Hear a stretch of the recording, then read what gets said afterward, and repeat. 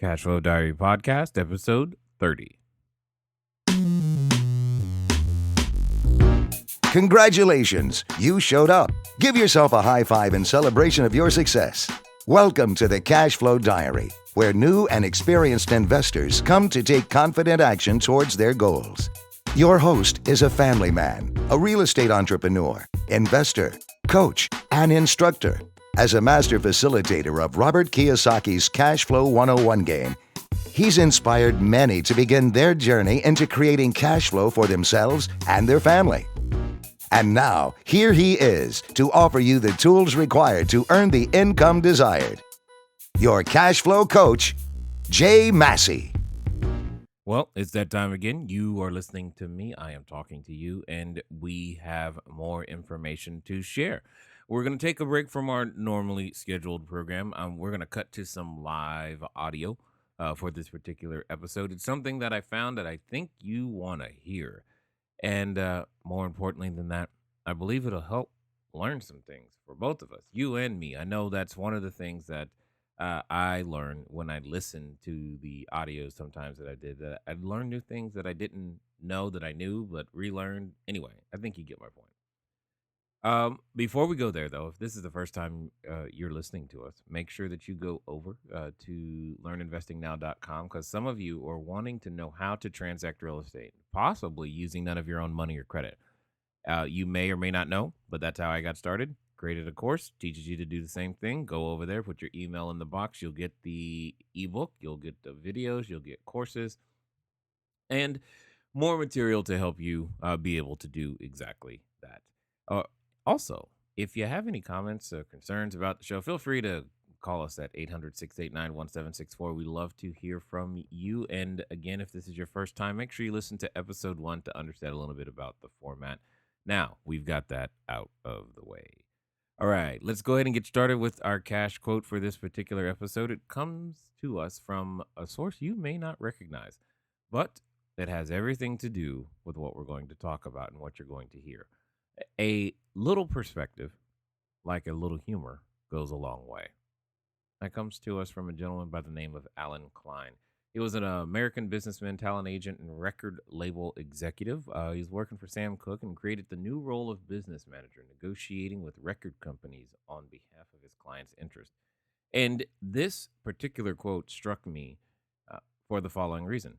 Many of you, if you've been following me on Facebook or wherever, emails, what have you, you know that I was fortunate enough to be able to be invited to go speak at a investor conference over in Estonia. You're like, where is that?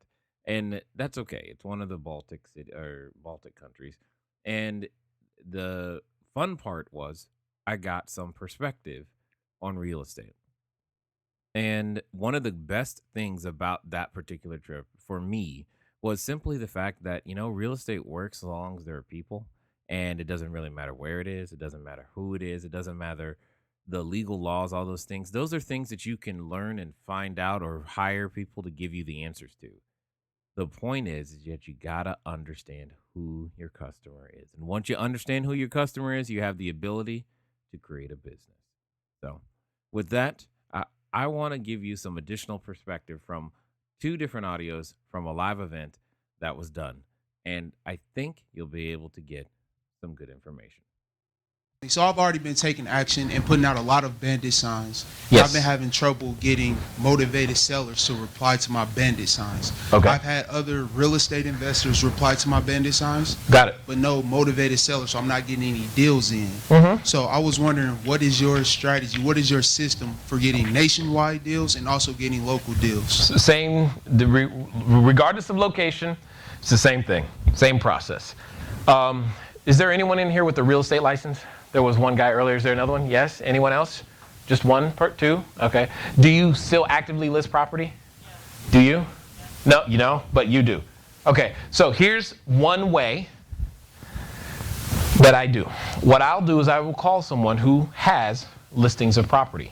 You're like, what do you mean? I was trying to get stuff that wasn't listed. Follow with me. Hold on.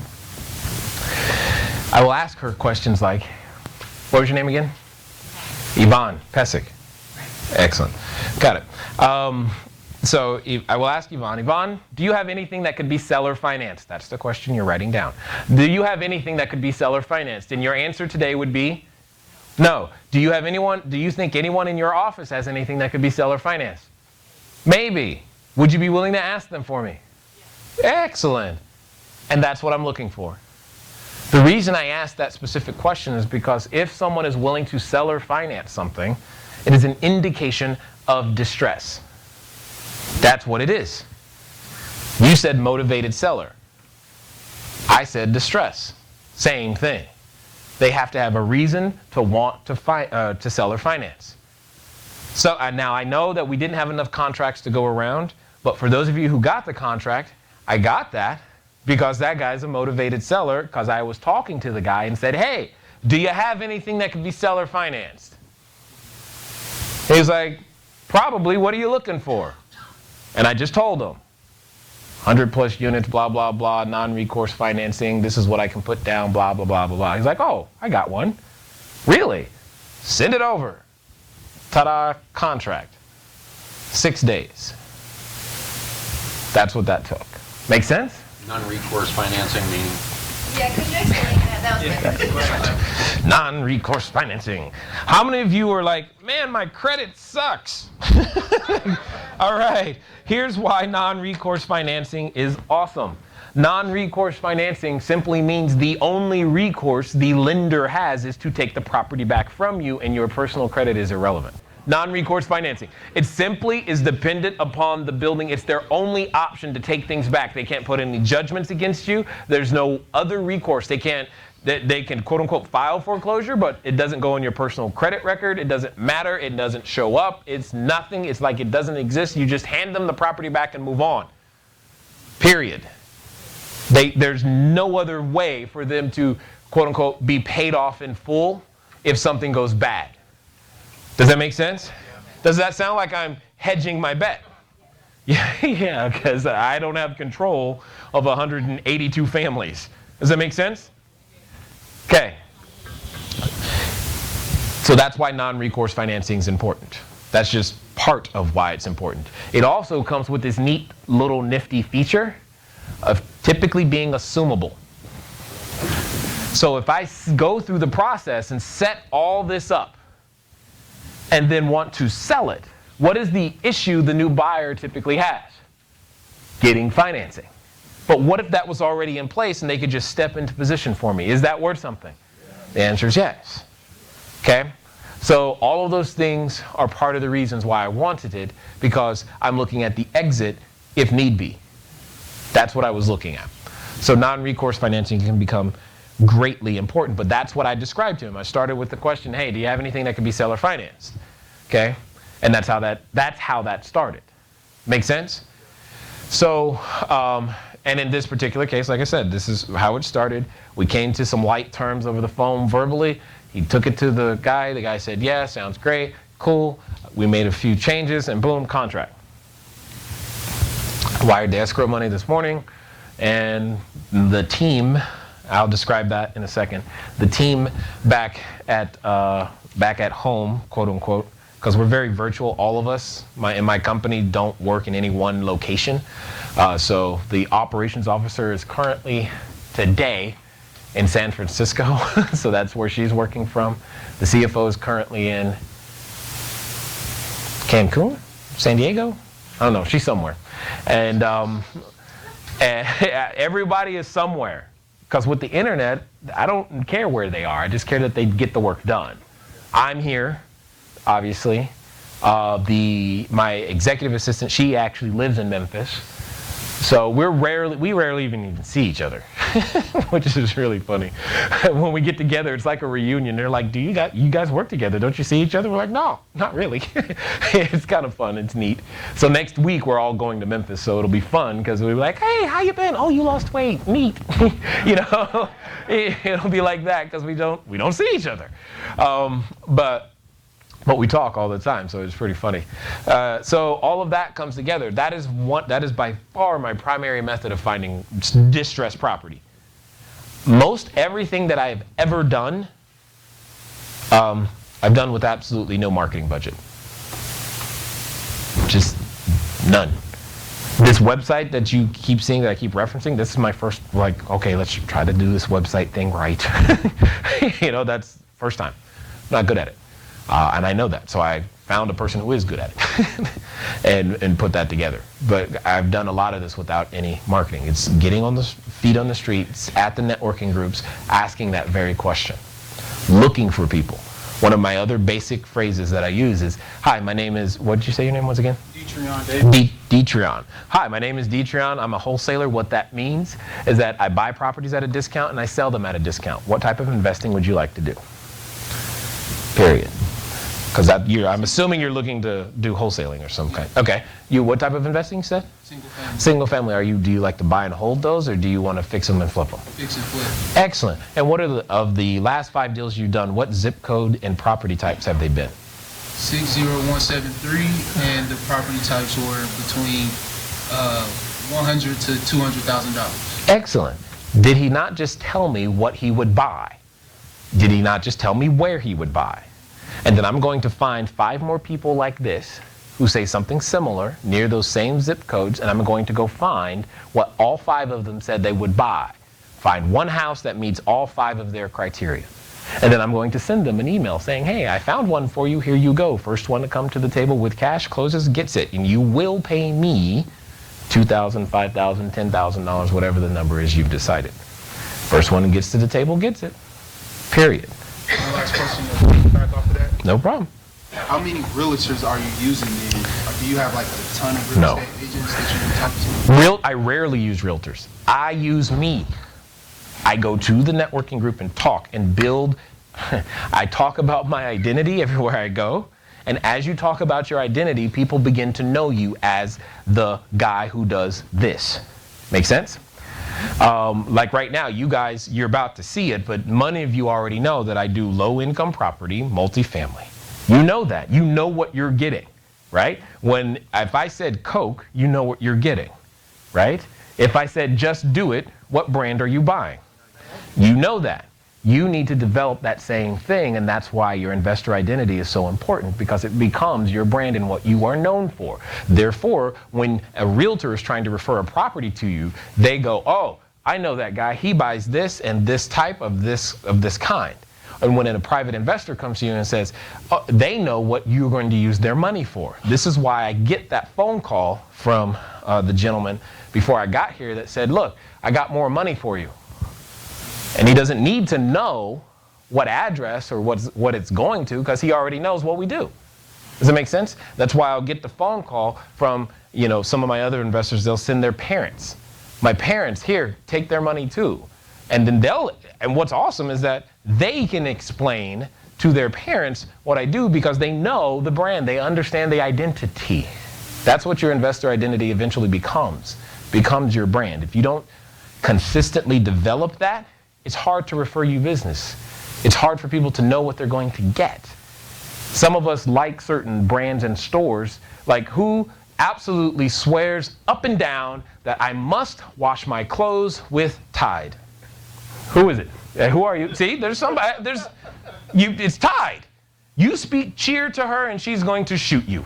No, I am not using cheer. Do you not okay, no problem. How do you lock that property in though? You got 5 people interested in a property. Oh, this is going to be good. You got 5 people interested in a property. Mm-hmm. So how do you lock that property in so that he doesn't go around you and get that property without you getting the money? Well, that's what the contract is for, right? So you get a contract. So when you find a house, you're saying you put a contract. Yeah, I'm not going to tell them that I have the house until I have a contract. If I don't have a contract, all I have is an idea. As a wholesaler, your inventory is the contract. No contract, you got nothing but an idea. Okay? It's a good idea. And you're not committed to that contract because you have either a weasel clause or a non-recourse financing, whatever. Actually, I am committed to that contract because I know I'm going to do what it takes to close. I made a promise to the seller. So this is not about trying to get out the back door. So if none of these 5 people are interested in it, I'm going to find 5 more. I'm going to do what it takes to keep my word to the seller. Period. I don't know what that may mean. I don't know how late I'll need to stay up, but I'll get it done. Because being known as the person who will close will get you deals at discounts. People will take my offer, especially in Memphis, at a different price because it will close. Period. They can have, I've seen it happen, other offers at higher prices. No, we'll take his. Why? He'll close. How do you know? Well, and then they go through the, does it make sense? It's more important. That's what's important, okay? But again, that becomes part of the brand, right? That becomes part of who you are. That's your identity. You're known as a person who closes, period. Well, you heard me mention in this particular section uh, a marketplace. Now, I want to be very clear because I'm in a marketplace. That's not the reason you should be there. That's not the reason you shouldn't be there either. I'm just saying, do your own due diligence. Don't just go somewhere because you heard somebody somewhere say a particular marketplace was good, but get the lesson, build the brand, be known for this. In fact, what's pretty funny is that I'm in the process right now of closing on like 6, 7, 8 duplexes that I really didn't necessarily want for myself. So I'm just going to end up selling them. Don't even know to who yet. The point is, though, is that I got the deal because was known as the guy who would close. I was able to negotiate an extended closing. I was able to negotiate a decent enough price to be able to offer a discounted property over to the end buyers, whoever they may be, and they're going to get completely set up because we're going to have the rehab done, the property management will be in place. All of this stuff is being set aside so that it can be as foolproof as I possibly can make it. The point is, it was all done and possible because of the brand that was already in existence. So keep that in mind as you're going out there to build your business. Don't just think about it from a transaction standpoint. Think about it from a brand standpoint. Does this building, does this product, does this service, do my vendors represent the brand that I am building properly? Hopefully the answer is yes and to all of those. And if not, that's fine. Now is the time to upgrade. No time like the present. All right, let's get over to our cash flow question. If you've been paying attention, you've been trying to win the copy of my upcoming book, and you wanted to answer the question. So that's all you got to do to win a copy of the book. You got to send in an answer to the cash flow question. You can either email us at cashflowquestion@cashflowdiary.com and or call in at 800-689-1764. 800-689-1764. Last week's question was, if you have one part of your business system that, if it fails, will stop the entire system from working, what is that called? Well, that is called a single point of failure. I would say that in 2012, I learned that over and over and over, and probably over again, more than I wanted to. And it's one of those things that I pass on to you to make sure that you examine your business for single points of failure. One of the biggest single points of failure that I've seen entrepreneurs miss is the fact that they are the single point of failure. So the questions you can ask yourself is, if this piece no longer worked, what happens? What stops? What can't move forward? And I know for myself, it's been a process and it's still going on. I mean, we're still documenting everybody's role and putting it into SOPs, also known as standard operating procedures, something you definitely want to begin to do for yourself, so that if for some reason, say, you have an operations person, or say you have a financial officer, say you have even your executive assistant, and something happens, you want to be able and to be in a position to where you can hire or find and replace individuals quickly. Not saying that people are throwaway and you can just replace anybody, because that's not the truth. You finding good people takes time, it takes work, and when you do find them, hug them because they're helping your vision come alive. However, if the need should arise, you should be in a position with which you don't have to personally spend hours and hours and hours of time telling them the basics of the position and how you want stuff done, because, well, it should be documented. Otherwise, you got single points of failure all through your system. One of the single points of failure that you should also be aware of, even if you're doing the strategy known as clustering, where you buy a bunch of properties in one particular area, you could still have a single point of failure if you only have a property manager. So that can be a huge and painful single point of failure. So your properties are in one geographic location. That's great, but you have a property manager. What happens when slash if that property manager quits, dies, or no longer, or you two just don't get along? How quickly can you replace him or her so that you can have a backup? Now, that doesn't mean you go around and have 40 backups. I'm just saying don't have a single point of failure, because oftentimes timeliness in response can avoid the, you know, well, large amounts of damage that can occur once you realize something is bad and that you need to cut the cancer out, so to speak. So keep that in mind as you go forward. Now, if you want to win, as I said before, just go ahead and send in an email to cashflowquestion@cashflowdiary.com and or call 800-689-1764. This time you are answering the following question. When selling your real estate, whose perspective is the most important?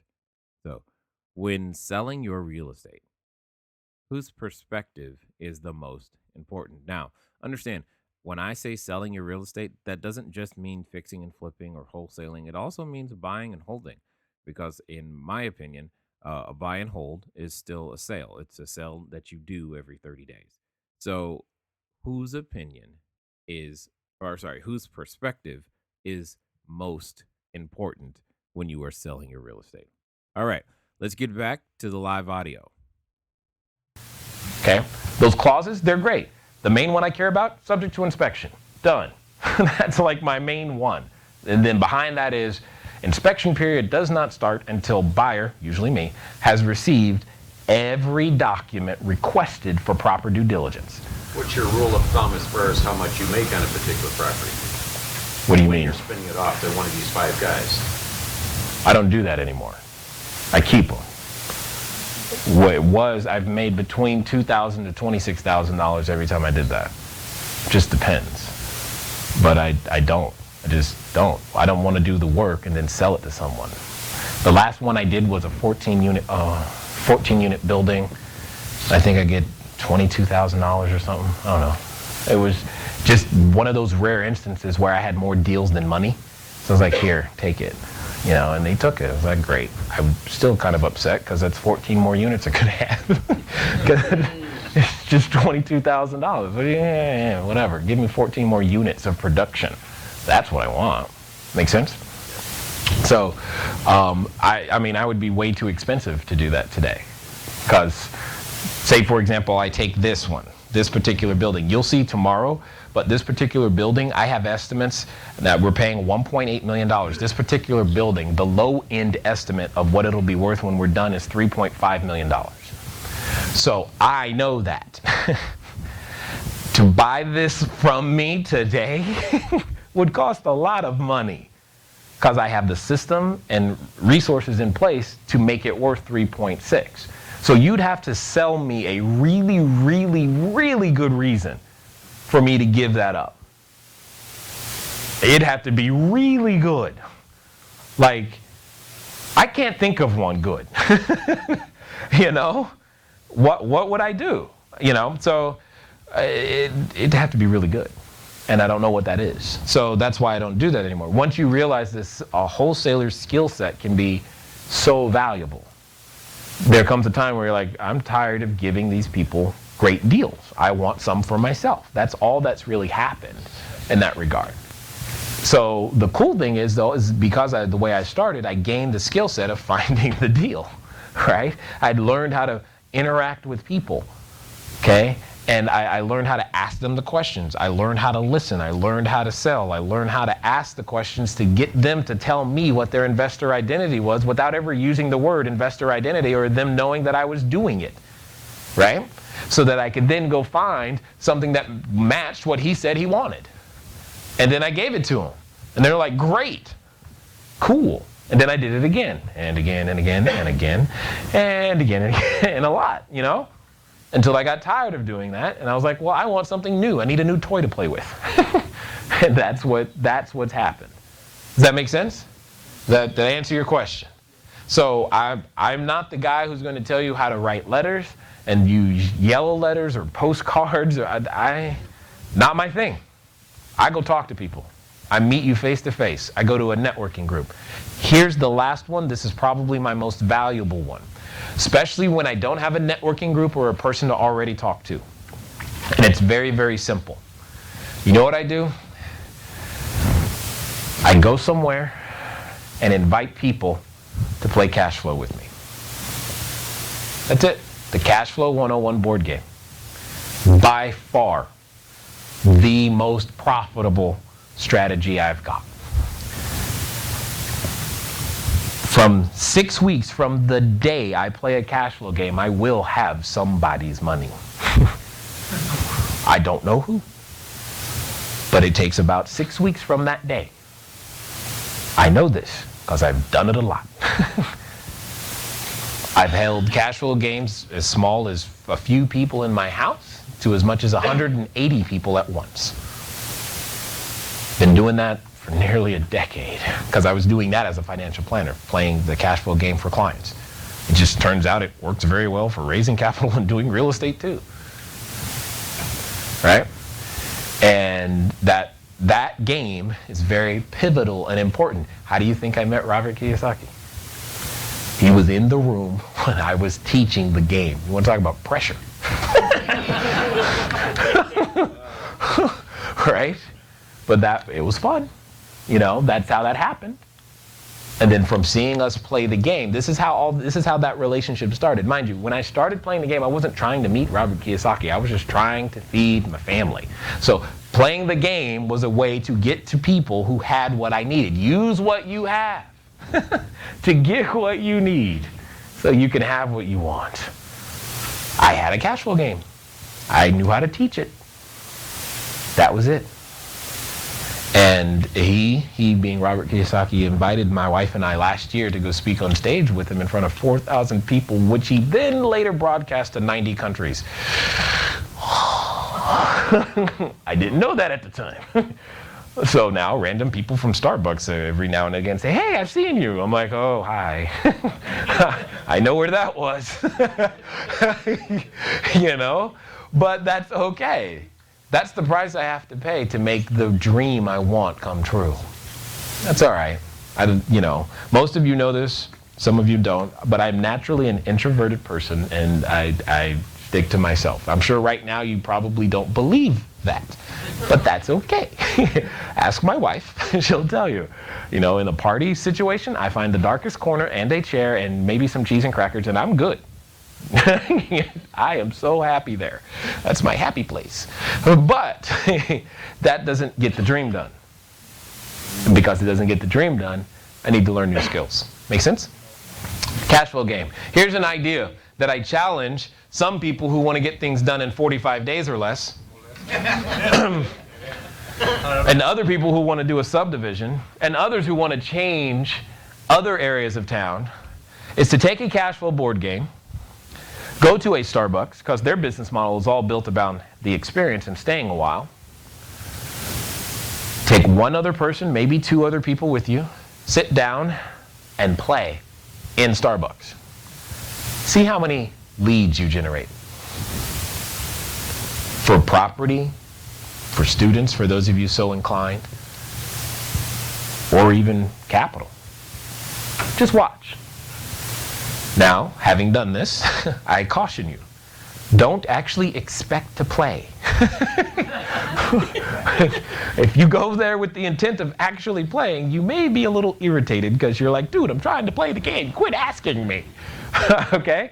But you'll generate lots of interest. And you'll see just how many people go, "I heard of that. Oh, I read that book. I've never been able to play. I would like to." Or the one I can't stand. "Yeah, I bought the game. It's in my closet. I never opened it." That one drives me nuts. But all of those people are the very people you're looking for to execute on your strategy. Make sense? Got it. We have a question over here.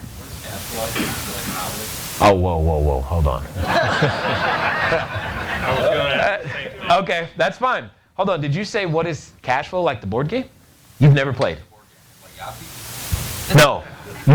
Okay. Is it like a game? Yes. Hold on. When is your next cash flow game here, guys? May the 25th in the South Loop. If you need Thank you. I'm like, dear God. I cannot. Okay, but this is my point. How many of you who are already members of the community think everybody knows what cash flow game is? We have examples in the room who don't.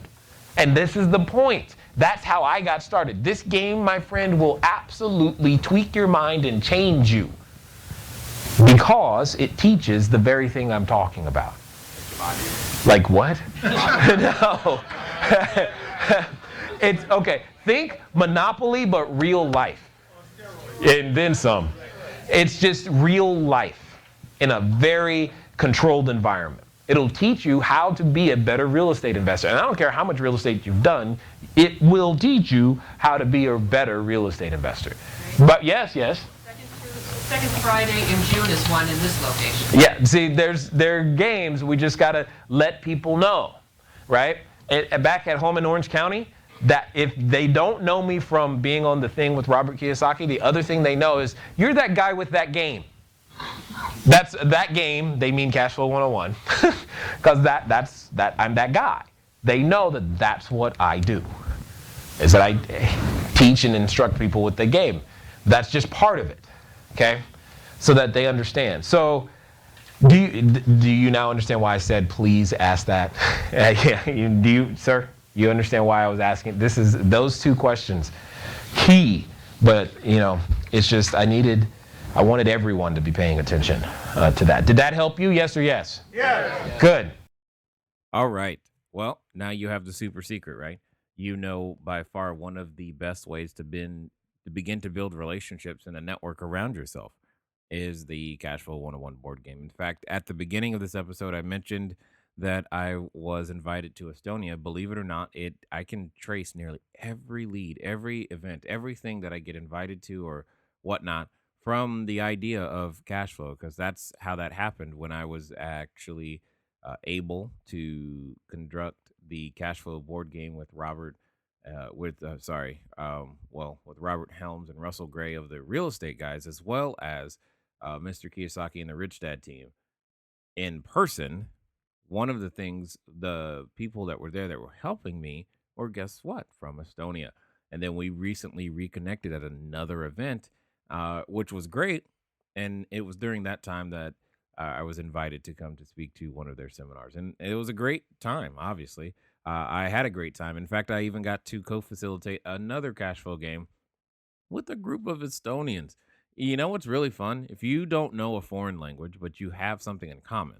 One of the things I learned in this particular trip was the fact that because I understood the cash flow board game and what the cards were, etc., I started to learn the language only because I was able to understand what was going on in the game. So certain words began to make more and more sense because I could see them, hear them, and I knew what they were in English because I had played it and instructed it so many times. It was a pretty neat way to learn a language by playing a game. But that's probably not news to many of you anyway. So what I will say is this: go get the cash flow board game. Go play it. Play it in person with other people. Look on meetup.com because it's a very, very important tool to be able to learn how to get things done. The final thought for this particular episode that I want to leave you with is the fact that you just never know where it's going to lead.